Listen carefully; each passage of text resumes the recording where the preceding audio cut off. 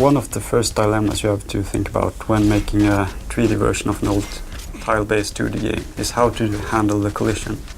For example, the very first obstacle in the first level of Bionic Commando is a barrel just in front of you.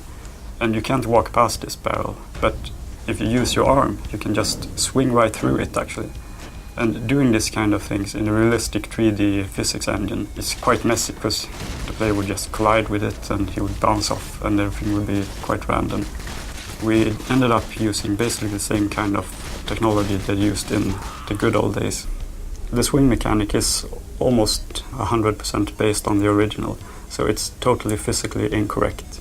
You always swing with the same angle, and when you jump off a swing, you always get the same speed, no matter what length your rope is or when you release in the swing. You always get the slightly upwards jump.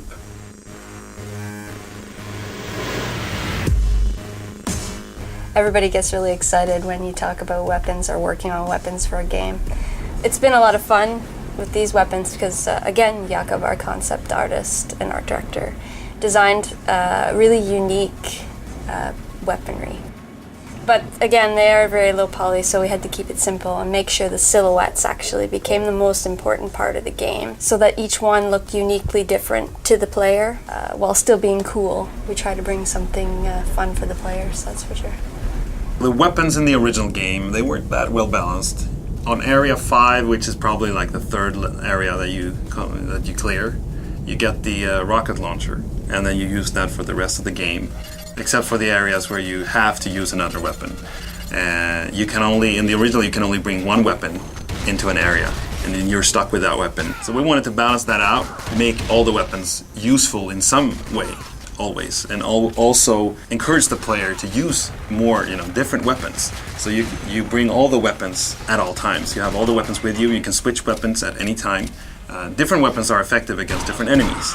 Some weapons are, not effective at all, and then you need to switch to another type of weapon to take that enemy out. So there's a tactical aspect to the game that we've added that wasn't in the original game. One thing with the original that was interesting was the dialogue with the bosses. When you enter a boss room, you see this small communication between the boss and Spencer, although he never replies. The boss says something, it's a monologue where the boss says something humiliating. That's something that we felt being really had a lot of potential, that we wanted to develop into a more element that could, bring some more attitude and kind of highlight who Spencer is. And then our producer from within Capcom, Ben Judd, came with the idea that we could have some artists from within Capcom do the comic panels. They actually managed to get Toshiaki Mori, which is this really talented artist. Yeah, illustrator artist. Quite well known. Yeah, I did the sketches for the comic panels, posing the characters in dramatic poses, really trying to get some sort of manic expressions. Yeah, really over the edge kind of expressions. And Mori-san did the renders. They've fully rendered illustrations, which are shown in game and are incredible.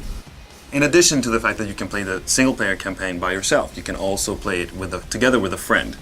There's no friendly fire. There's just kind of party playing crazy, busting through the levels, shooting the enemies. The behavior of the boss has also changed so that you are required to cooperate and really work together to exploit the boss's weak spot to beat it. So we had 2 people playing cooperative. Why not add 2 more and give the players the ability to play 4 people against each other, swinging around in an enclosed arena, battling it out in deathmatch with their bionic arms and weapons. And it makes a great party game. It's a typical Bionic Commando moment when you fall down towards a pit and you throw your arm out in the last split second and catch yourself. You feel like an action hero in a movie.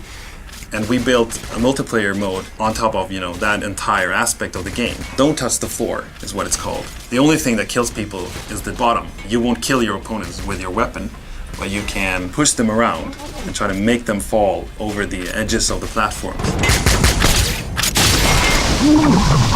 Our love for the original game is something that we really adore the original, and to be able to work on the remake for this great game is really good. It feels like a great honor. Yeah, we had a blast making the game, and I think that really shows in Bionic Commando Rearmed. And what I feel is the most fun is that we get the chance to reintroduce the game to mankind. No, to the people that didn't play the original game and maybe, wasn't even born when the original came out. So That feels good. that feels good.